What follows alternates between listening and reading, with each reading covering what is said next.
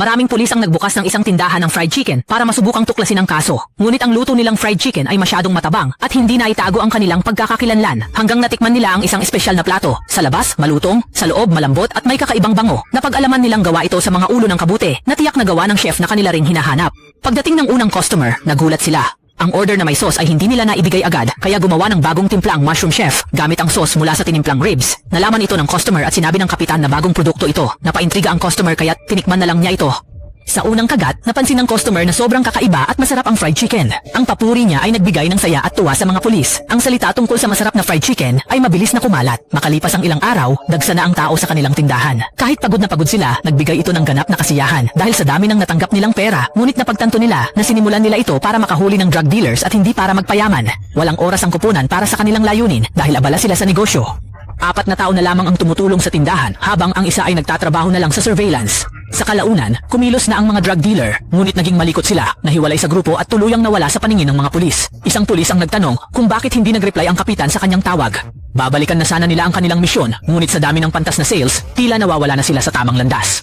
Dahil sa tagumpay ng kanilang tindahan, naging lifestyle hub ito sa mga turista, pati nagkaroon na ito ng titulong Emperor Fried Chicken sa internet. Paikot ang kita at ang saya. Nakikita ng mga tao na sobrang abala ang mga pulis sa pag-aasikaso ng negosyo kaysa sa kanilang mga tungkulin bilang tagapagpatupad ng batas.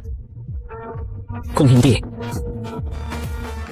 Dahil sa malaking oras na nagugugol sa negosyo, pinababalik na sila ng kanilang leader upang magpatuloy sa kanilang mga tungkulin at magbigay ng ulat. Pero sa halip na tugunan ng kaso, nagulat ang leader na ang kanilang ulat ay parang ibang direksyon. Biglang may dumating na tawag sa takeout mula sa drug den, kaya't mabilis silang tumakbo. Nagkunwari si Laujin na isang delivery boy at kumatok sa nakalistang address. Sa hindi inaasahan, ang taong nagbukas ng pinto ay isang babaeng nakita nila dati. Mula sa babae, nalaman nilang lumipat ng lugar ang kanyang mga kamag-anak dahil sa ingay ng negosyo ng fried chicken. Habang naiisip ito, nawalan ng malay si Laujin sa bigat ng sitwasyon. Ano ba talaga ang nangyayari? Sa harap ng mga pagbagsak ng balita tungkol sa kanilang dating negosyo, nasaktan si Laujin. Habang binabantayan siyang mabuti ng kanyang asawa, sinagot lamang niya na kanyang pipilitin. Ngunit ang lahat ay tila nawawala na. Paano ang tungkol sa pagsuri sa iyong personal na lisensya sa pagmamaneho? Maghintay ng sandali. Isang araw biglang napansin nila ang kakaibang gawin ng ilang mga customer na nag-order ng takeout, iniiwan ang fried chicken pagkatapos nitong matanggap. Sa masusing pag-aaral, natuklasan nila na ginagamit ng mga drug dealers ang kanilang pangalan para sa iligal na gawain. Ikinukubli ang mga ito sa pangalan ng fried chicken store. Si Lao Chui ay sumuot bilang isang drug dealer patungo sa fake fried chicken branch para makakuha ng impormasyon, ngunit hindi siya nagtagumpay. Sa halip, naglaro siya ng mahjong para pagmasdan palalo ang kilos ng mga tao. Ang mga ito ay nahulog sa tubig. Binuksan ni Masai ang kanyang mga mata sa sorpresa. Inilagay ni Lao Kui ang kanyang mga kamay sa ilalim ng mesa at pagkatapos ay itinaas ang mesa ng husto. Kasabay nito, nakatanggap si Lao Jin ng video ni Lao Kui na nakatali at kung saan siya nagpunta, si Dummy Fan sa gilid ay nakahanap ng application. Samantala, sumugod na ang grupo upang iligtas ang kanilang kasamahan, ngunit si Dummy ay bahagyang malamig at tila hindi nababahala. Tila may higit pa siyang iniisip. Nanalo pala si Lao Kui sa kampeonato ng taekwondo at sa sandaling magising siya, inalis niya ang ilang mga kabayo. Sa wakas, natuntun nila ang lugar kung saan nagaganap ang kalakaran ng droga.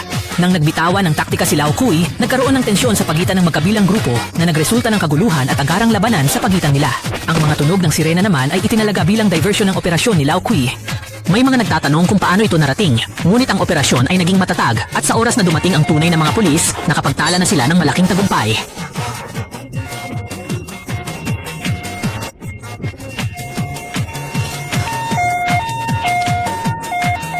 Nang sa wakas ay natapos ang misyon, bilang parangal sa kanilang sakripisyo at tagumpay, kinilala ang team ni Lao Jin. Sila ay ginawaran ng parangal at tatanggap ang kita mula sa kanilang sideline na negosyong fried chicken bilang isang makatas na seremonya ng tagumpay.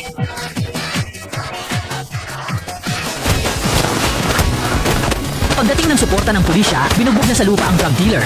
Matagumpay na nahuli si Lao Jin at iba pa sa bureau ng drug trafficker, nagsagawa ng seremonya ng promosyon para sa kanila at iginawad sila ng mapagbigay na bonus.